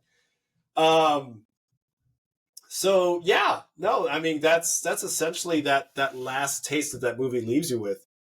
That's it, guys. That's all that I can truly think of. If you got more scenes or anything else that comes up for you, I know I have my final thoughts on it, but definitely No, go ahead on your final thoughts. I did want to ask you guys one question, so go ahead on your final thoughts, and then I do want to ask you a question after that. Okay. So it was so hard for me to keep up. It was just, it felt like the movie, so I'll start with my negatives. It felt like it was just broken up into 1,000 pieces. And trying to keep those pieces together and line up was kind of difficult. So I may have something with the pacing. I'm not too sure what it is, but something, I wasn't able to stick with ideas long enough for me to truly think about it before I was met with 3 other ideas back to back to back. So it felt like a speed run. It felt like we were moving fast. And I think the movie barely was under 2 hours, I think. No. So it was actually I was gonna say we watched the extended or the extended one was like it's like 2 hours and 10 15 minutes or something. Yeah. Yeah, 20 extra minutes. It was 20 extra minutes. Yeah. Okay, Which is a lot. It's a lot. Yeah. In saying that, though, what the movie had to say and how it was trying to deliver it, amazing. I loved it. I loved everything about Donnie's character and how he was communicating. Even though you mentioned that, Tim, like they're in a tangent universe and people wouldn't react this way. I understand that, but I like taking it for that first layer. And I feel like people like that or need it in this world. We're all just, everyone's like, oh, you got to be nice with everybody. You can't tell them what's what because you got to make space for people's feelings. And this movie was saying, no, there are some things that are just need to be said and people need to know, like this is wrong. There is a deliberate wrong in this movie that's happening in the background and the cover. Right. Yeah, no. And it's like, oh, fuck, that has a lot to say. And I love that. I love that. No, about JJ, I don't disagree with you. I mean, you guys wouldn't have been friends with me for as long as you have if you didn't enjoy that. You know what I mean? Like, I'm very blunt and very to the point, and I'm very, I don't really beat around the bush. So, like, I appreciate that too. What I'm saying in the context of the movie is people aren't friends with Donnie like you think they're friends with Donnie. You know what I mean? Like, we don't actually know who these people are in the real world, because it is a complete tangent universe in that aspect. Which could be true. Listen, that's pretty sure that's where the actual lore of the story took it. For me, I still feel like things played out in the way they would have unless Donnie made these changes, but that's surface level. That's very surface level as far as where the story was taking it. So sure. I absolutely understand where you're going with it. But yeah, no, here we are in the day in our lives of Donnie Darko, and thank God for Donnie Darko. We wouldn't have a future. Save the world, this guy. Yeah, so technically, yeah. Yeah. Or did he? Oh, well, guess we won't find out. I don't know. Dennis, do you have any final thoughts on this? I have many. I'll try to keep it concise. I just can't every time I watch this movie, I can never get over the tone of this movie. It is so cool. Like the tone of this movie, it's eerie, but it's like engaging at the same time. It's like, but it's also like there's a lot of dark humor in it, you know, too. Like there's just a lot of things cooking in this that I thought were really cool. They really just he I don't know how he did it. He just did such a good job of Richard Kelly just capturing a specific feeling that like just permeates the whole movie. Like you're watching the whole movie and there's an unease, but you're intrigued at the same time. Like you're like there's always conflicting things happening, but yeah, you're always interested. It's just a really cool like vibe that through the whole thing. I just thought it was cool. Okay, I do want to pose a question to you guys. So at the end of the movie, he's in his room, the engine falls on him, and he dies, right? So at the beginning of the movie, the engine falls and he's not in the room because Frank woke him up and walked him out. If Frank never woke him up, what would change? What would change? Yeah, what would be different if he never woke up? You know, that's an interesting aspect of what I thought the reason why he was laughing. Because I feel like the reason Donnie was laughing was this was a conversation between him and God. And it's almost as if God was like, I'm going to give you these experiences. I'm going to give you this moment in time that will never actually happen. But this is for you, Donnie. This is because this is what you have to do in order to make this happen. So he's almost laughing in a way because it's like, think about what he experienced. I mean, just like you said, Gretchen's the most important character. He got the opportunity to experience love. But did before he died. Did he experience any of that? Or was it just a lucid dream like everyone else? No, I think he did. And I think it was an opportunity that was presented only because he was put on that journey. Otherwise, he would have just died and never experienced anything, and it would have just been for nothing. Here's my here's my point to all this is, you know, the entire movie is based around, you know, like the time frame, right? The 28 days, like he's like the world's going to end no matter what, right? And the world technically did end for Donnie at that point, right? So like at the end of it, the world ended, right? Yeah. Whether it's the entire world or whether it's his world, you know, everyone's world around him, you know, people that knew him, whatever, you know, however you want to interpret that, the world ended at 28 days. However, everybody woke up from a dream at that point after that 28 days, whether you want to call it a tangent universe, whether you want to call it whatever. Donnie did the same thing and he woke up from a dream. So did it actually really happen? Did Frank ever wake him up? Or was it just a fucking dream the entire time? And then when he woke up, he started laughing because he realized that it's just a fucking dream and didn't matter what he did. It's always going to end this way. Yeah, that's a way to look at it. You know, I don't know. That's a way to look at it. Or it's the paradox of the chosen. Like he's the chosen, and that's just always going to be his path, whether he goes through like 100 But he didn't have these... to die. That's my point to all of this, because if you look at, you know, the Roberta, right? She obviously at that, like, it was implied that she was a chosen one too at the one point, right? Because she understands the paradox. She understands. That's why she's looking in the mailbox every day. She's waiting for the letter to come. To, you know, she's waiting for it over and over and over. She knows that it's going to happen. She didn't die. Right? She didn't even get hit by the fucking car. Gretchen did. Like, she didn't die. Like, you know, so like him dying at the end of this wasn't necessary. Well, so you're asking a different question though. So now you're asking, is there a way that he could have basically like closed the anomaly without killing himself? Well, here's the thing. He knew what was going to happen. The same thing was going to happen, right? So all he had to do was get out of bed and walk away, and he would have been fine. Why did he stay there?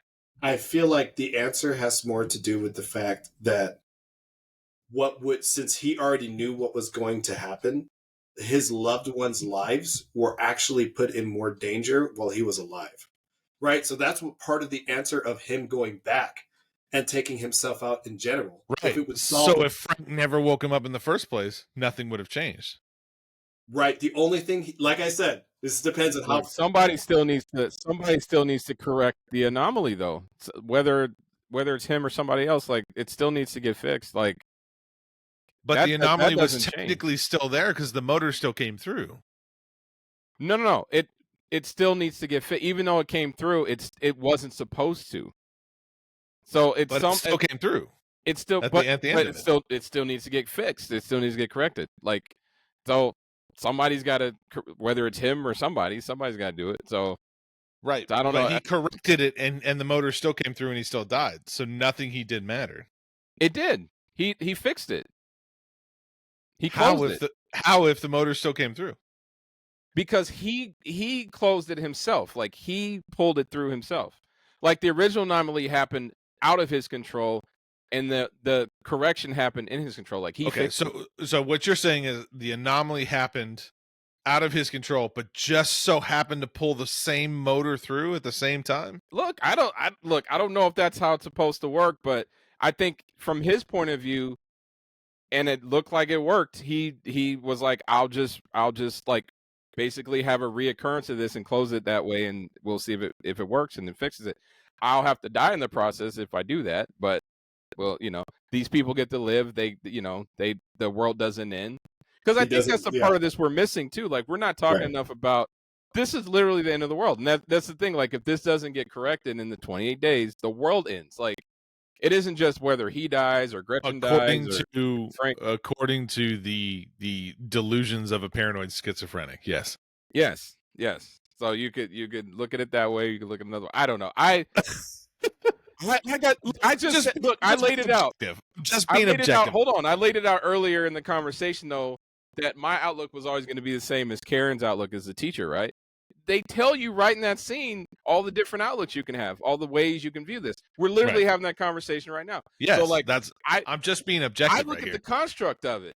So they show me the construct. They're like, these are the things that need to happen for this to happen. That's all I care about. Oh, the motor falls through. He's out of bed. Oh, he could get back in bed and he can correct it and pull it through. I'm good. They gave me what I needed.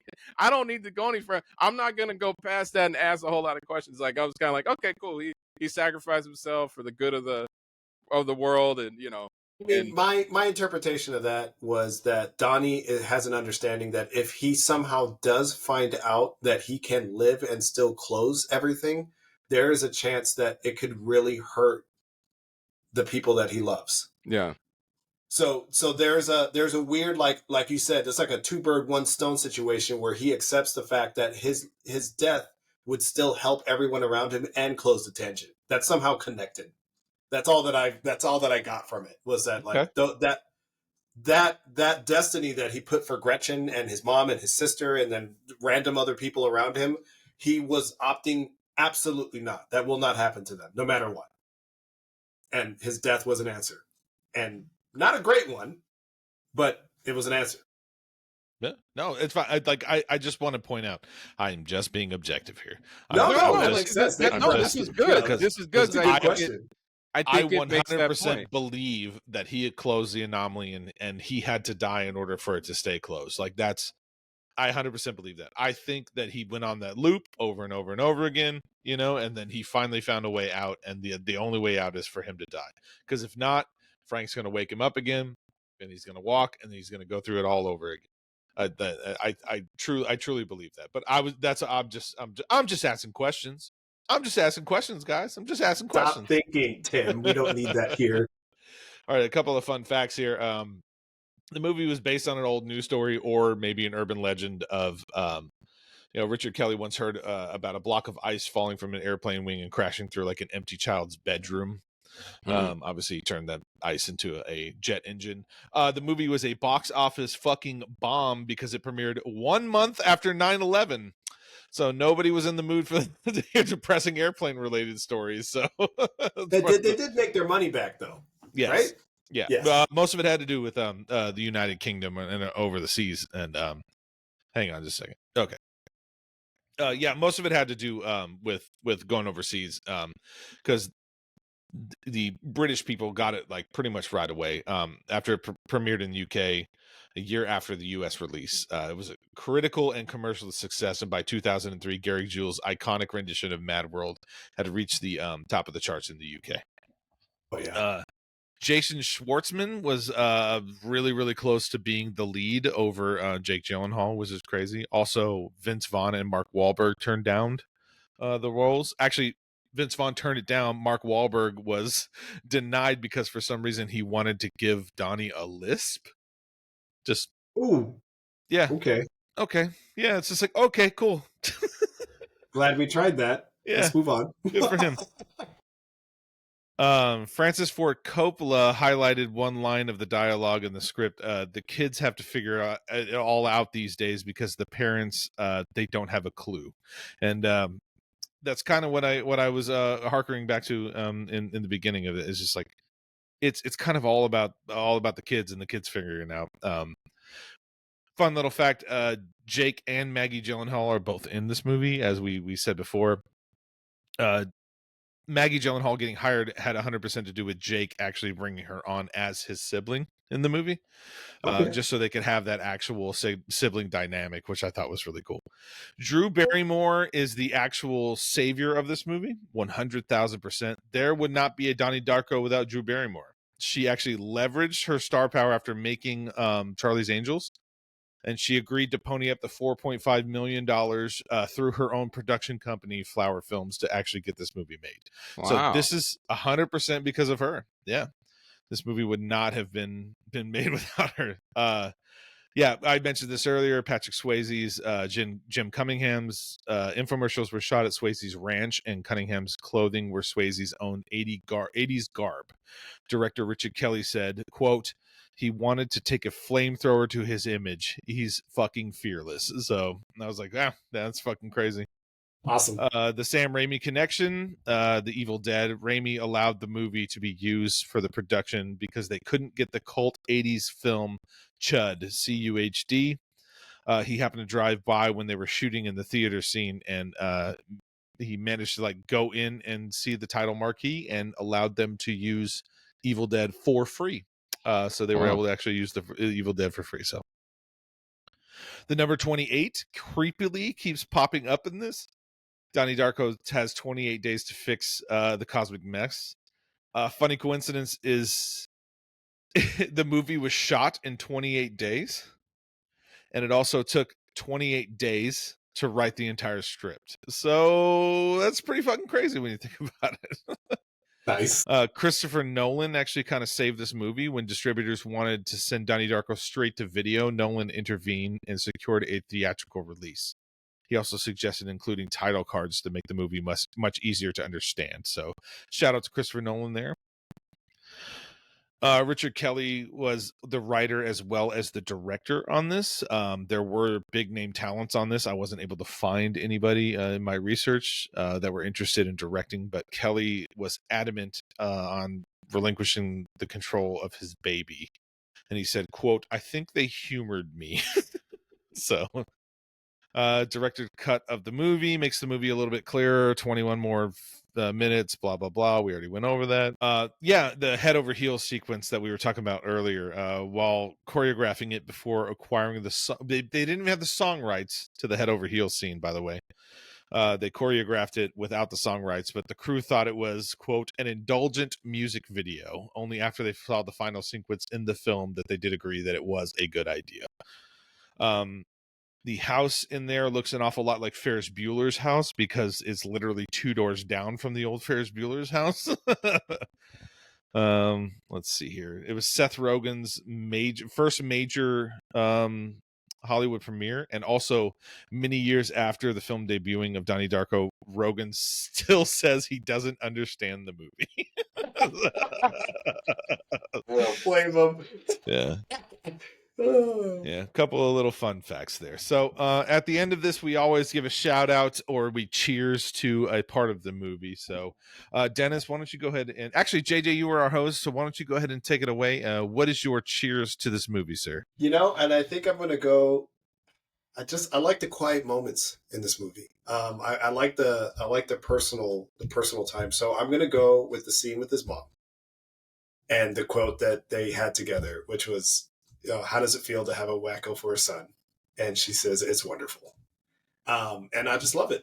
I just love that scene. It just says a lot, for anyone experiencing tough times and anyone going through a moment, and knowing that if you're being vulnerable with somebody that loves you, and that person saying that line back to them, because I think that's what scares a lot of people from just ever trying to talk, is they think that they'll lose that from that person. And if you're speaking to the right person, that's what they think. It's wonderful. So I like it. It's just a little special moment that I'll take. No, Right that's there. great, man. That's a great shout out. Dennis, what you got for us? Richard Kelly. Cheers to Richard God damn Kelly. you motherfucker! God So- damn you! Yeah, dude.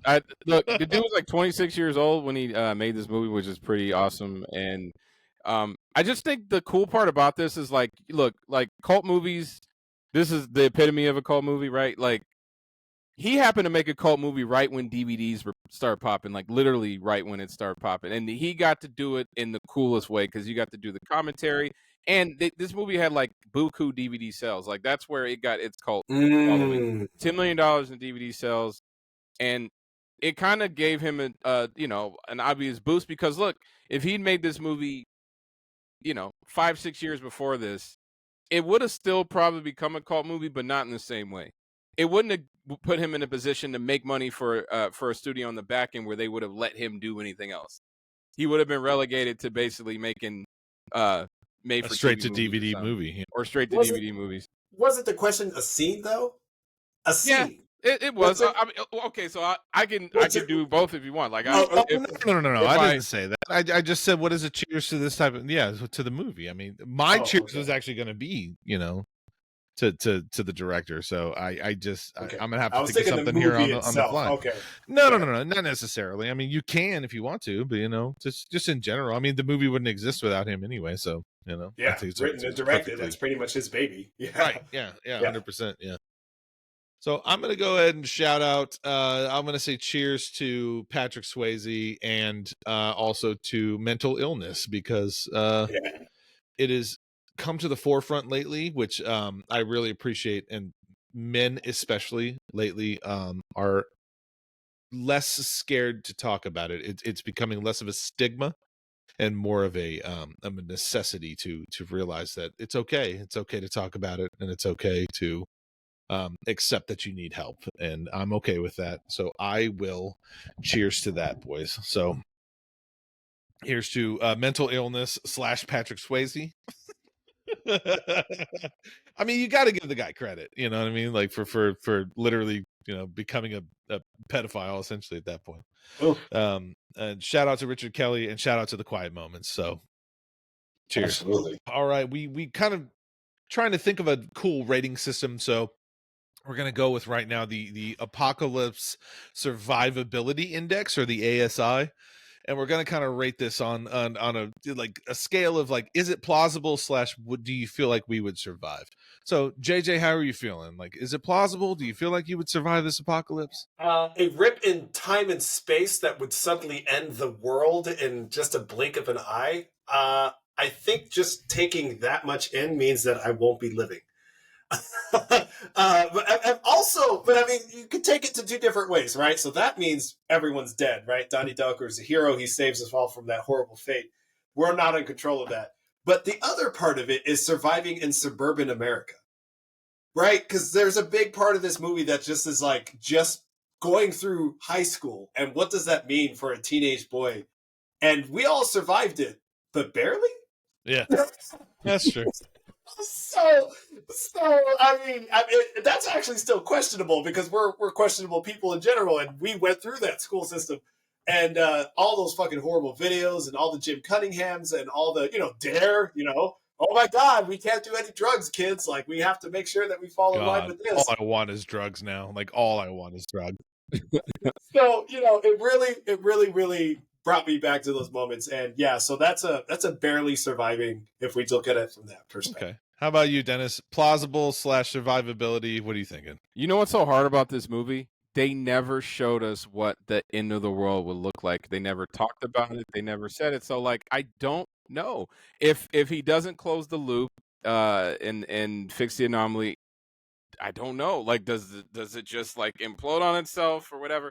That's my guess. Yeah. I don't know. So it's a hard one for me. If it ends like it did in the movie, where a different version of us existed in a tangent universe, and then we just wake up from some dream one day, and then fine, sure, I'll do this. Like, but we only woke up because we survived because of Donnie Darko. Right.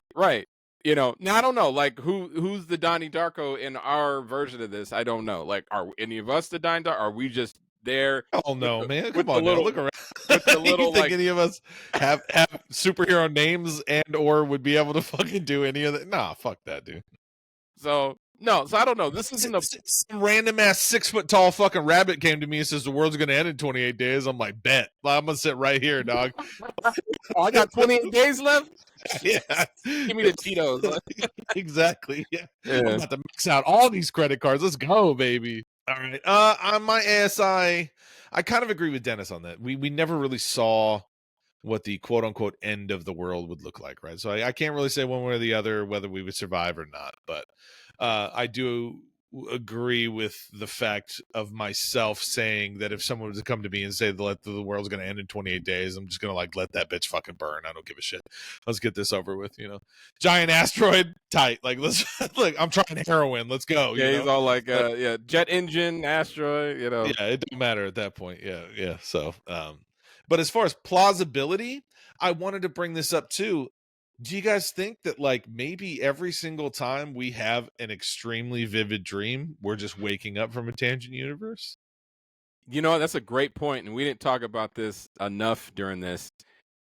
The idea of this being a simulation, or our lives possibly being a simulation, because like physics professors talk about that all the time, right? There's all these guys. This is all they study as their job is: are we living in a simulation, right? Like I'm fully aware that all jobs are made up, but that's a made up fucking job. That's a real Like, job, bro. No, it's not. That's fucking made up. The fact that somebody gets paid to sit around and debate the fact that we're in a simulation, that's a goddamn simulation. Like It's a that's real fucking, job. No, it's not. These guys get paid, yeah. You know, so yeah. So I don't know. I think from that point of view, sure. I don't know. Yeah, but think about it. Like every time you've had like an extremely vivid dream, and you wake up and you remember everything.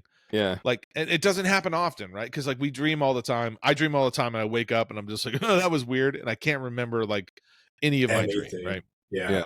But I've had extremely vivid dreams where I wake up, I'm just like, holy shit, that was just real. Like that was reality. Those dreams as a kid, when you wake up and you feel like that dream is still going, and you're actually like, I was looking for a bag of money under my bed, and I'm like, where's the money? And I'm like, what the hell just happened? You know, like it was literally like an autopilot that was kept running. Yeah. But anyways, yeah. Yeah, it's like every day when I go to work is a waking nightmare. I totally get it. Like I fucking get it. Yeah. But as far as plausibility, I think as much as I made fun of it being a made up job, I do think that there is some sort of truth to that, right? Because like consciousness is something that we haven't been able to measure. We haven't been able to harness or really even scratch the surface of like what even the fuck that means, you know? What does consciousness even mean? Like I don't know. So like waking up from an extremely vivid dream, like yeah, man, maybe that's just a different reality happening at the same time. Yeah, Could be. Yeah. and one where I could fucking fly, because that'd be dope. Oh, I love those dreams. I know when they're happening, and I take control of them. I fly away.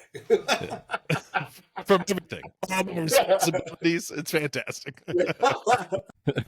All right, man. We're gonna go ahead and get out of here.